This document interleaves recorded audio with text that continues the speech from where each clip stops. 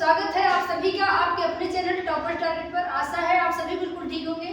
Class 12th math की series जो है आखिरी चैप्टर जिसका नाम है प्रोबेबिलिटी, एक्सरसाइज 13.2 पर पहुंच चुकी है और एक्सरसाइज 13.2 का पार्ट 1 कंप्लीट हो चुका है, जिसमें हम लोगों ने सवाल नंबर 1 से लेके सवाल नंबर 5 तक के क्वेश्चन को कंप्लीट कर लिया है। आज इसका पार्ट 2 है जिसमें हम सवाल नंबर 6 से आगे बढ़ेंगे। एक्सरसाइज इसके थोड़ी सी लंबे हैं, तो इसके लिए शायद 1 से 2 या 3 क्लासेस में ही ये पूरा एक्सरसाइज कंप्लीट हो पाए, क्योंकि सवाल भी ज़्यादा हैं और इसकी लैंग्वेज काफ़ी ज़्यादा बड़ी भाषा में लिखा हुआ है, तो भाषा को समझाने में थोड़ा सा टाइम लग रहा है। तो इसीलिए इसका 2 से 3 पार्ट आएगा, लेकिन आपको लैंग्वेज को बिल्कुल ध्यान में रखना है, क्योंकि पढ़ते टाइम अभी जब मैं पढ़ा रही हूँ आप पढ़ेंगे तो अच्छे से समझ में आएगा, बाद में रिवीजन करते टाइम भूलेगा अगर आपने लापरवाही से क्लास अटेंड किया। इसलिए लास्ट तक विदाउट स्किप किए पूरा देखिएगा। आइए शुरुआत करते हैं, और अगर आपने चैनल को फर्स्ट टाइम विजिट किया है तो सब्सक्राइब जरूर कर लीजिएगा और वीडियो को लाइक जरूर कर दीजिएगा। आइए देखते हैं सवाल नंबर 6 एक्सरसाइज 13.2 का क्या दिया है। सवाल नंबर 6 दिया है, मान लें कि ई तथा एफ दो घटनाएं इस प्रकार से है कि पी बराबर 3/5, पी एफ बराबर 3/10 और पी ई इंटरसेक्शन एफ बराबर 1/5 है, तब क्या ई और एफ स्वतंत्र घटनाएं होंगी।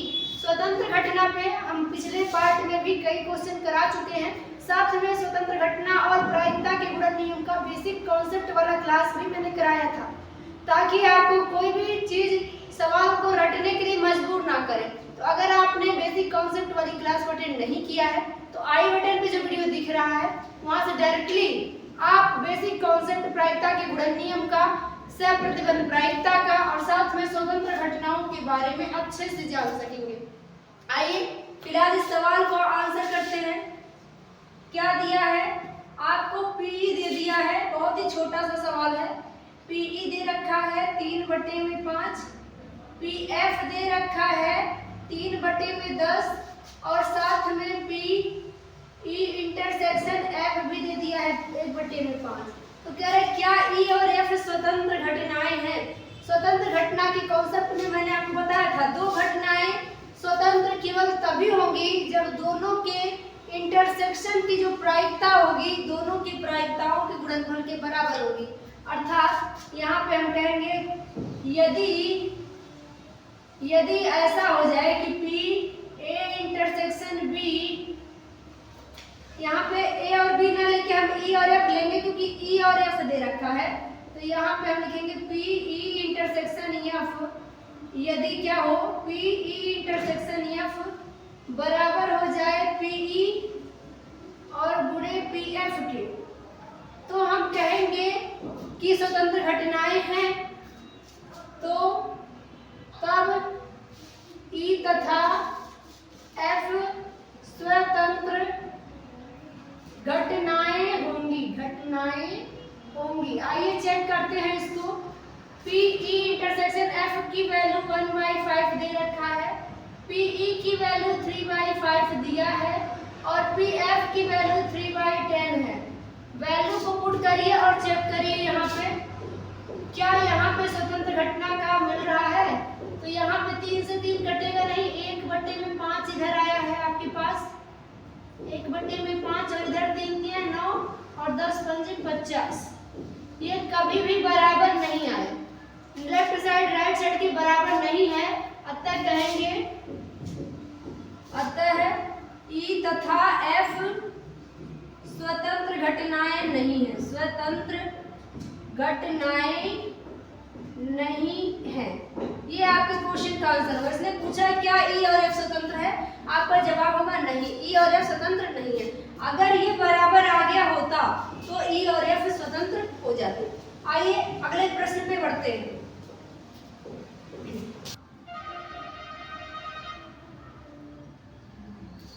आइए बढ़ते हैं सवाल नंबर 7 पे। सवाल नंबर 7 को पढ़ेंगे।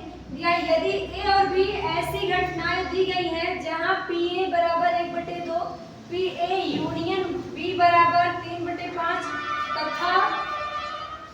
तथा पी बी बराबर पी, तो पी का मान ज्ञात कीजिए। यदि नंबर 1 दिया है प्रश्न, कंडीशन दिया है घटनाएं परस्पर अपवर्जी हैं और P का ही मान बताइए यदि घटनाएं परस्पर स्वतंत्र हैं। यानी PA, PB और PA यूनियन B का मान आपको दे दिया है, साथ में आपका मान पूछा है कि P का मान आखिर था क्या, जबकि कंडीशन ये कह रहा है अगर घटनाएं अपवर्जी हैं तो P का मान क्या होगा और घटनाएं स्वतंत्र हैं तो P का मान क्या होगा। बहुत अच्छा सवाल है और इस सवाल में आपको अगर अपवर्जी घटना और स्वतंत्र घटना में कंफ्यूजन होगा तो वो भी दूर होने वाला है। आइए देखते हैं, यहाँ पे दिया क्या है, आपके पास दिया है P A का मान दे रखा है 1/2 और PB का मान दे रखा है, खुद P दिया है और इसी का मान भी पूछा है, साथ में P A इंटरसेक्शन B का मान नहीं दिया है, A यूनियन B का मान दिया है। A यूनियन B की वैल्यू है 3/5। तो आपसे कह रखा है कि घटनाएं परस्पर अपवर्जी हैं तो P का क्या मान होगा। तो नंबर 1 सवाल को हल करना है और हम लेते हैं घटनाएं परस्पर अपवर्जी है। इस शर्त के अनुसार अगर हम सवाल को हल करें तो हम लोग एक फार्मूला पढ़े थे, याद करिए, चूंकि PA यूनियन B होता क्या है, PA प्लस PB ये समुच्चय वाले चैप्टर से बना है, सेट वाले में भी इस टाइप का फार्मूला था, यही प्रायिकता में ले लिया गया है। तो A union B A plus B होता है माइनस A इंटरसेक्शन B होता है। चूंकि ये प्रायिकता का है इसीलिए इसमें क्या होता है, P बढ़ जाता है, तो ये होगा। अब यहाँ पे ध्यान देंगे, हम सबका वैल्यू पुट करेंगे, तो वैल्यू पुट करेंगे तो PA यूनियन B का मान यहाँ दे दिया है 3/5, PA का मान दिया है 1/2, PB का मान दिया है P, PA PB हो गया माइनस PA इंटरसेक्शन B क्या होगा। यहाँ पे चूंकि घटनाएं क्या है, अपवर्जी, क्लास 11th में अपवर्जी घटना के बारे में आपको बताया गया था।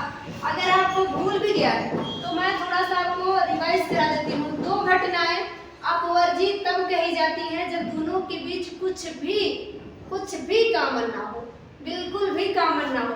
यानी कि यदि दो घटनाएं अपवर्जी हैं तो A इंटरसेक्शन B क्या होगा, ये 0 हो जाता है।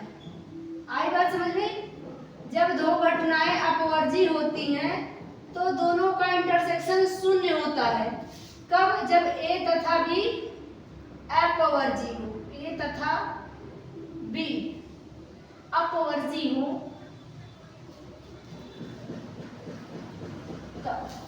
जब दो घटनाएं A और B अपवर्जी होती है ना तो दोनों में कॉमन कुछ भी नहीं होता है। तो जब कॉमन कुछ नहीं होगा तो उसकी प्रायिकता 0 हो जाएगी, तो यहाँ पे आ गया आपका 0 हो जाएगा। अब इस हिसाब से आप P का मान निकाल देंगे, यहाँ हल करके आधा इधर आएगा तो क्या हो जाएगा, 3/5 माइनस का 1/2 बराबर P, हल होगा तो 3 दूनी 6 और में से घट जाएगा 5, तो P का मान यहाँ से निकल के क्या आएगा, 3 दूनी 6 और 5 घट जाएगा तो 1/10 में आ जाएगा 10, आपका आंसर हो जाएगा। पहले पार्ट का आंसर क्या हो जाएगा, 1/10।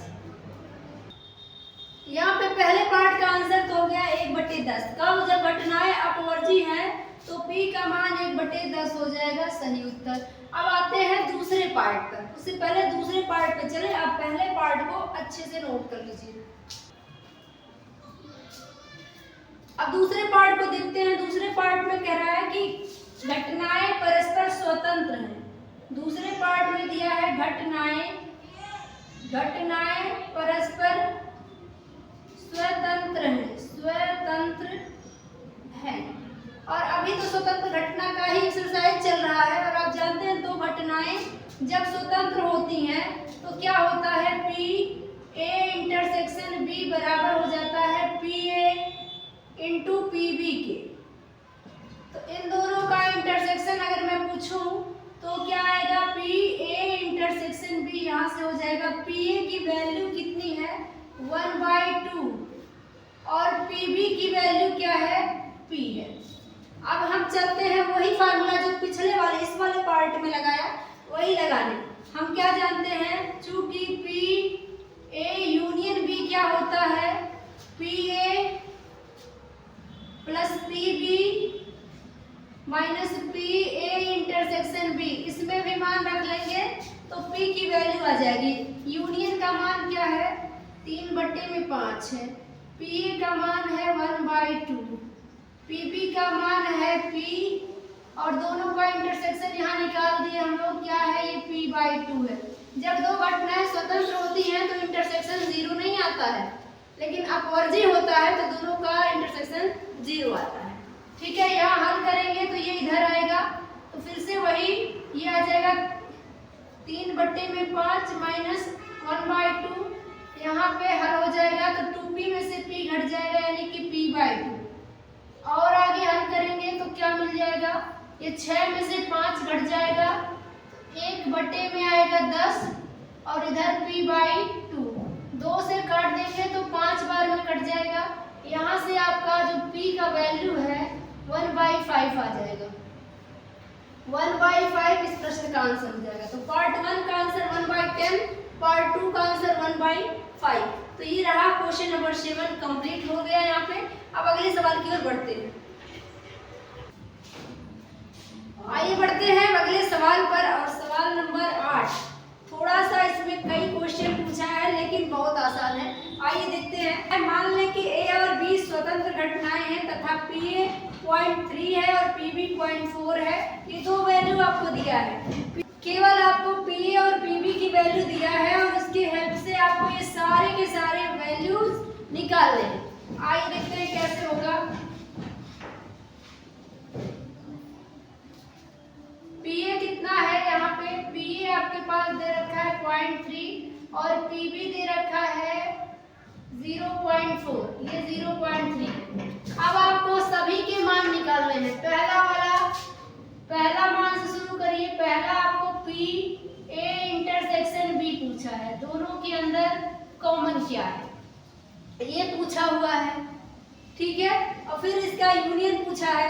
एक सबसे जरूरी बात ध्यान से यहाँ दिया है, मान ले कि A और B स्वतंत्र घटना है। सबसे जरूरी पॉइंट तो ये है कि दिया है A और B स्वतंत्र घटनाएं। तो A और B स्वतंत्र है तो उससे पहले पार्ट को हल करें। इसका भी हम यूज कर लेते हैं, चूंकि दिया है A और B स्वतंत्र घटनाएं हैं, स्वतंत्र घटनाएं हैं। और जब A और B स्वतंत्र होता है तो अभी तो पिछला वाला मैंने बताया आपको, अभी आपको पीछे उसका क्या कॉन्सेप्ट होता है स्वतंत्र घटना का मैंने बताया है। अब सवालों को हल करना शुरू करिए। पहला पूछा है A इंटरसेक्शन B क्या होना चाहिए। ठीक है, चलिए निकालते हैं। तो A इंटरसेक्शन B होता क्या है, वैसे तो जब A और B तो घटनाएं स्वतंत्र होती हैं तो क्या होता है, PA इंटरसेक्शन B होता है PA इंटू PB के, PA इंटू PB के। तो यहाँ पे हम निकाल देते हैं, क्या करना है, मैं इंटरसेक्शन ही तो पूछा है तो यहाँ इंटरसेक्शन का मान क्या होगा, PA का मान दिया है 0.3 और PB का मान दिया है 0.4। तो यहाँ से हमारा क्या आ जाएगा, PA इंटरसेक्शन B निकल के आ जाएगा, 4 का गुणा होगा तो 12 होगा, 2 अंक पे दशमलव लगाना है तो 0.12 इस क्वेश्चन का सही आंसर होगा। फिर पार्ट 2 में कह रहा है A यूनियन B क्या होगा। आइए A यूनियन B निकालते हैं। इसी का पार्ट 2 दिया है A यूनियन B निकालने के लिए। तो A यूनियन B होता क्या है, अभी पिछले सवाल में भी हम लोगों ने यूज किया है। चूंकि A यूनियन B और ये प्रायिकता इसका पूछा है, PA यूनियन B पूछा है, तो ये हम लोग क्या जानते हैं, PA यूनियन B क्या होता है, PA plus PB minus PA intersection B। अब यहाँ पे सभी का मान रखेंगे तो PA का मान हमारे पास 0.3 है, PB का मान 0.4 है और दोनों के इंटरसेक्शन का मान यहाँ निकाल दिया हम लोगों ने 0.12। हल करेंगे तो यहाँ पे मिल जाएगा, ये जुड़ जाएगा और ये घट जाएगा तो ये 0.4 और 3 7 हो जाएगा, माइनस 0.12 माइनस कर देंगे तो पी ए यूनियन बी की वैल्यू आ जाएगी निकल के, तो ये 10 में से 2 घट जाएगा 8 है, और 6 में से 1 जाएगा 5। 0.58 पार्ट 2 का सही आंसर हो जाएगा। अब इसमें तीसरे पार्ट में बढ़ते हैं। तीसरा पार्ट क्या है, तीसरे पार्ट में भी ध्यान देंगे। तीसरा पार्ट इसने पूछा है, हम यहाँ पे ले लेते हैं, यहाँ नीचे जगह नहीं है। तो ये पी ए बटे में बी क्या होगा, यानी कि अगर बी हो चुका है तो ए के होने की प्रायिकता। तो ये पिछले प्रश्नावली 13.1 का ही सवाल है, और ये हमने पढ़ा है बहुत बार, सारा सवाल इसी पे किया है। तो ये क्या हो सकता है, पी ए बटे में बी होता है दोनों का इंटरसेक्शन, यानी कि पी ए इंटरसेक्शन बी बटे में पी बी। सबका मान हमारे पास है, ए इंटरसेक्शन बी का मान यहाँ पार्ट 1 में हम लोगों ने निकाला है, क्या है 0.12, और पी बी की वैल्यू यहाँ पे निकली है 0.4। आप यहाँ पूर्णांक बनाएंगे अगर, तो 100 से ऊपर और 100 से नीचे गुणा कर सकते हैं। तो यहाँ से आ जाएगा, ऊपर आ जाएगा 12 और नीचे आ जाएगा 40। तो भाग देंगे इसका, क्या मिल जाएगा, 3 बार में जाएगा, 4 3 12, और ये 0.3 आ जाएगा आपका, 0.3 इस प्रश्न का सही आंसर हो जाएगा। भाग देंगे तो ये 0.3 आएगा। इसका अगला पार्ट देखते हैं, पार्ट 4। इसी का अपोजिट पूछा है, पी बी बटे ए बताइए। तो जैसे ए बटे बी आया वैसे बी बटे ए आ जाएगा। तो इस पार्ट में क्या होगा, अब ए घटित हो चुका है तो बी के होने की सप्रतिबंध प्रायिकता क्या होगी, पी बी बटे में ए होगा, ये पी ए इंटरसेक्शन बी बटे नीचे वाला यानी कि पी ए। मान रखेंगे इंटरसेक्शन का मान यहाँ पे हम लोगों ने पार्ट 1 में निकाला था 0.12, और पी ए की वैल्यू दे ही दिया था 0.3। पूर्णांक बनाएंगे, 100 से हो जाएगा गुणा ऊपर और नीचे, तो ये आ जाएगा, भाग देंगे, ये हो जाएगा आपका, भाग देने के बाद पूरा ये 12 बटे में आएगा 30, और भाग देंगे तो आ जाएगा 0.4 इस प्रश्न का सही आंसर। तो ये रहा क्वेश्चन नंबर 8 कंप्लीट हो गया। यहाँ पे छोटा छोटा ही इसमें था, और ये सारी चीजें पिछले सभी क्वेश्चन में हम लोगों ने किया हुआ है। अब आगे बढ़ेंगे और सवाल नंबर 9 को करेंगे, इसको अच्छे से नोट कर लीजिए। आइए सवाल नंबर 9 की ओर बढ़ते हैं। सवाल नंबर 9 देखिएगा, दिया है दी गई घटनाएं ए और बी ऐसी हैं जहां ए के घटित होने की प्रायिकता 1/4 है, बी के घटित होने की प्रायिकता 1/2 है, और दोनों का इंटरसेक्शन 1/8 है। तब आपसे पी ए नहीं और बी नहीं पूछा है। पहला क्लास प्रायिकता का मैंने इसमें बताया था, ए नहीं बी नहीं अपवर्जी, इन सारी चीजों के बारे में इसीलिए बताया था। हालांकि इन चीजों को आपने क्लास 11th में भी सीखा है। आइए देखते हैं, सवाल यहाँ से और इंटरेस्टिंग हो गया है, और आगे जो भी सवाल आएंगे ज्यादा इम्पोर्टेंट होंगे एग्जाम के दृष्टिकोण से। आइए देखते हैं क्या दिया है और क्या पूछा है। यहाँ पे आपको पी ए दे रखा है 1/4 और पी बी दे रखा है 1/2, ताकि पी ए इंटरसेक्शन बी दे रखा है 1/8। तो आपसे पूछा क्या है, आराम से पूछा कि पी ए नहीं और बी नहीं बताइए। तो ए नहीं माने क्या होता है, पी ए नहीं माने ए पे डैश, और मतलब होता है इंटरसेक्शन, बी नहीं मतलब होता है बी पे डैश। आपसे कुल मिला के पूछा गया है कि P A dash intersection B dash निकालिए। अब देखिए ये थोड़ा सा अच्छा सवाल है, और क्लास 11th में अगर समुच्चय चैप्टर आपने ढंग से पढ़ा है तो ये चीज आप जानते होंगे क्या दिया है। मैं थोड़ा सा आपको क्लास 11th का समुच्चय चैप्टर की याद दिलाती हूँ। वहां पे आपने याद करिए डी मॉर्गन प्रमेय पढ़ा होगा। डी मॉर्गन प्रमेय में क्या होता था मैं आपको याद दिला दूं। यहाँ 2 फार्मूले थे, एक ए डैश इंटरसेक्शन बी डैश का और एक था ए डैश यूनियन बी डैश का। ये डी मॉर्गन प्रमेय थे।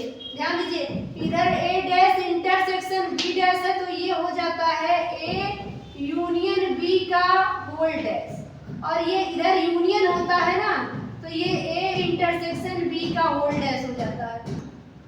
याद करिए डी मॉर्गन प्रमेय में समुच्चय चैप्टर में आपको बताया गया था, इधर डैश डैश दोनों तरफ है, याद करना बहुत आसान है इसको। डैश सब में लगा है, इधर इंटरसेक्शन तो इधर यूनियन और खड़े पे डैश, इधर यूनियन तो इधर इंटरसेक्शन, पूरे पे डैश। तो आप इसका प्रयोग करेंगे, सवाल आपका आ जाएगा। आइए देखते हैं, पीए है, पीबी है, इंटरसेक्शन दिया है, लेकिन ये जो पूछा है ना, लेकिन जो पूछा है इसमें तो यूनियन आता है, तो हमें यूनियन का, क्योंकि ये ए डैश इंटरसेक्शन बी डैश पूछा है, ये पहला वाला, तो इसमें तो यूनियन आता है, यानी कि हमें यूनियन भी निकालना पड़ेगा। अगर ये वाला पूछता ए डैश या बी डैश यहाँ दिया होता तो हमें इंटरसेक्शन से ही काम चल जाना था, लेकिन चूंकि यहाँ ए डैश इंटरसेक्शन बी डैश पूछा है तो हमें यूनियन भी चाहिए होगा। तो यहाँ पे चूंकि हम लोग जानते हैं कि पी ए यूनियन बी क्या होता है, P A plus P B minus P A intersection B. यहाँ से पहले तो यूनियन का मान निकालिए, तो ये क्या आएगा, पी ए का मान है 1/4, पी बी का मान है 1/2, दोनों के इंटरसेक्शन का मान है 1/8। तो यहाँ से पी ए यूनियन बी हल करके क्या आ जाएगा, इसको हल करेंगे तो यहाँ पे एलसीएम हो जाएगा 8, ये 4 का 2 बार में 2 हो गया, 2 का 4 बार में 4 हो गया, 8 का 1 बार में तो 1 हो गया। हल करेंगे तो 4 2 6 में से 1 कम हो जाएगा, 5/8 आपका यूनियन आ गया। अब यूनियन आ गया, अब हम डी मॉर्गन प्रमेय से मान निकालेंगे। चूंकि हम लोग क्या जानते हैं कि ए डैश इंटरसेक्शन बी डैश का मान होता है ए यूनियन बी का होल डैश। कहाँ से आप दिखा देंगे, डी मॉर्गन प्रमेय, डी मॉर्गन प्रमेय आपने पढ़ा है क्लास 11th के सेट चैप्टर में।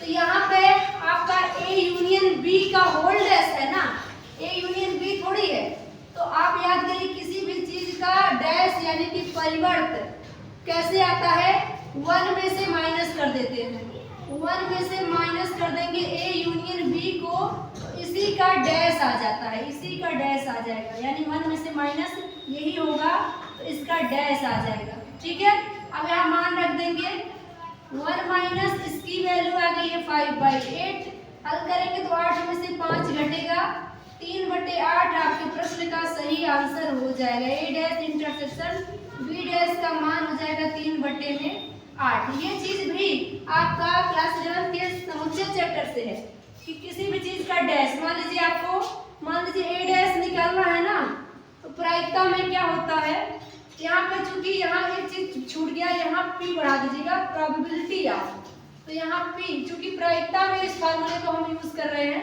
तो पी बढ़ जाएगा। ठीक है, पी रहेगा हर जगह। ये तो मैंने आपको समुच्चय से याद दिलाया कि समुच्चय में से ही लिया गया है। तो समुच्चय में क्या था, यूनिवर्सल में से घटा देते थे, इसको एस यानी यूनिवर्सल में से हम ए घटाते थे तो आता था। यही चीज प्रायिकता में यूनिवर्सल 1 होता है, तो अगर प्रायिकता में हम कहेंगे पी ए डैश क्या होगा, तो हम 1 में से पी ए घटाते हैं। ठीक है, 1 यहाँ पे समुच्चय में जो 1 सार्वत्रिक समुच्चय का काम करता था वही प्रायिकता में 1 होता है। आई होप ये बात समझ में आई होगी। सवाल नंबर 9 पूरा हो गया। आइए बढ़ते हैं 10वें सवाल पर। आइए बढ़ जाते हैं सवाल नंबर 10 पर, और बहुत अच्छा सवाल है। पिछले सवाल के कंपैरिजन में ये सवाल भी एकदम सेम है, जैसे 9वां था वैसे ही 10वां है, थोड़ा सा डी मॉर्गन प्रमेय पर भी आधारित है। देखिए क्या दिया है सवाल, मान लें कि ए और बी स्वतंत्र घटनाएं हैं। कह रहे थोड़े टाइम के लिए मान लीजिए कि ए और बी स्वतंत्र घटना है, तब और पी ए इतना दे दिया है, पी बी इतना दे दिया है, तो आपसे कह रहा है पी ए नहीं, यहाँ और नहीं दिया है, तो आपसे कह रहा है कि पी ए नहीं या बी नहीं भी 1/4 है, ए और बी स्वतंत्र घटनाएं हैं। अब यहाँ देखो, एक तो दिया है कि स्वतंत्र है, और एक फिर लास्ट में पूछ भी लिया क्या सही में है, हमने तो माना है, लास्ट में पूछ लिया क्या सही में स्वतंत्र है कि नहीं, जांच भी करिए। आइए देखते हैं सवाल को, एक बार सवाल को थोड़ा ध्यान से पढ़ेंगे। दिया है, मान लें कि ए और बी स्वतंत्र घटना है, पी ए दिया है, पी बी दिया है, और ए नहीं या बी नहीं 1/4 है। क्या कह रहा है, क्या ए और बी एक्चुअल में स्वतंत्र हैं? तो थोड़ा देर के लिए मानिए कि स्वतंत्र है और बाद में चेक भी करिए। तो तो ये सवाल थोड़ा सा अटपटा सा है, स्वतंत्र माना भी है और फिर चेक करने के लिए भी दे दिया है। आइए करते हैं। देखिए पीए आपको दे दिया है 1/2, पीबी दे दिया है 7/12 और पी, ध्यान से इसको लिखेंगे, ए नहीं मतलब होता है ए पर डैश, या माने होता है यूनियन, बी नहीं मतलब होता है बी पर डैश, और ये आपको दिया है 1/4। अभी मैंने थोड़ी देर पहले डी मॉर्गन प्रमेय लिखा था, तो यूनियन का भी लिखा था, इंटरसेक्शन का भी लिखा था, तो उसी पर आधारित है। आइए देखते हैं, इसका प्रयोग करेंगे। थोड़ा सा मैं फिर से बता दूं आपको डी मॉर्गन प्रमेय। डी मॉर्गन प्रमेय में क्या बताया था, ए डैश यूनियन बी डैश और ए डैश इंटरसेक्शन बी डैश। जब यहाँ यूनियन होता है तो यहाँ पे इंटरसेक्शन हो जाता है, यहाँ इंटरसेक्शन होता है तो यहाँ पे यूनियन हो जाता है, यही है। तो आइए लगाते हैं डी मॉर्गन प्रमेय से। चूंकि 11th के समुच्चय चैप्टर में आपने पढ़ा था डी मॉर्गन प्रमेय, तो यहाँ प्रायिकता में बस पी लग जाएगा, आगे वही चीजें यूज हो जाएंगी। तो चूंकि P A dash union B dash होता क्या है, ये बराबर होता है किसके, पी ए इंटरसेक्शन बी के होल डैश, इधर यूनियन तो इधर इंटरसेक्शन। अब हमें क्या है, होल डैश कैसे आता है, होल डैश का जब मान निकलना है तो 1 में से माइनस हो जाएगा बिना डैश के, तो उसका डैश आता है। डैश कब आता है, जब वही वैल्यू 1 में से माइनस हो जाता है तो उसी का डैश हो जाता है। अब यहाँ पे हम क्या करेंगे, ये मान आपको दिया है 1/4, तो यहाँ से पी ए इंटरसेक्शन बी आ जाएगा, इसको इधर ले आएंगे तो पी ए इंटरसेक्शन बी हो जाएगा, इधर हो जाएगा 1 - 1/4। हल करेंगे तो तिरछी गुणा 3/4 आ गया पी ए इंटरसेक्शन बी का मान। यहाँ से पी ए इंटरसेक्शन बी आ गया 3/4। बी आपको ए इंटरसेक्शन बी का ही मान लाने के लिए माना था कि स्वतंत्र है। अब आपने ला दिया ना इसको, अब आप खुद चेक करिए कि क्या सही में स्वतंत्र है। तो आइए अब कहेंगे ए तथा बी स्वतंत्र होंगे यदि क्या हो जाए, स्वतंत्र घटना का कंडीशन होता है ए इंटरसेक्शन बी बराबर हो जाए पी ए गुणे पी बी के। तो इसमें चेक कर लेंगे, ए इंटरसेक्शन बी का मान 3/4 है, पी ए का मान 1/2 दिया था, पी बी का मान 7/12 दिया था। आप गुणा करेंगे, चेक करेंगे क्या ये साइड इस साइड के बराबर है। यहाँ क्या देखने को मिला, इधर 3/4 आया, इधर 7/24 आया, ये बिल्कुल भी बराबर नहीं है। जब इधर वाला इधर वाले के बराबर नहीं आया, यानी शर्त का पालन नहीं हुआ, अतः कहेंगे ए तथा बी स्वतंत्र घटनाएं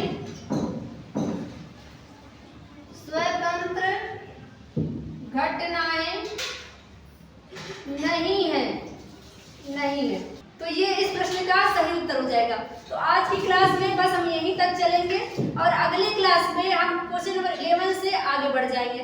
क्योंकि एक ही क्लास में सारे क्वेश्चन करा देने से आपको बोरियत महसूस होगा, चैप्टर इतना इंटरेस्टिंग लगेगा नहीं। तो आज की क्लास यहीं तक। अगर वीडियो पसंद आया है तो लाइक जरूर कर दीजिएगा। अगर आपको कहीं से कोई डाउट रह गया है तो कमेंट करना भी नहीं भूलिएगा। अगर आप चैनल को फर्स्ट टाइम विजिट किए हैं तो सब्सक्राइब जरूर करिएगा, साथ में बेल आइकन को हिट जरूर कर दीजिएगा और साथ में नोटिफिकेशन ऑन कर लीजिएगा ताकि हर वीडियो का नोटिफिकेशन आपको टाइमली मिलता रहे। मिलेंगे अगली क्लास में, तब तक अपना ध्यान रखिए। Bye bye, take care.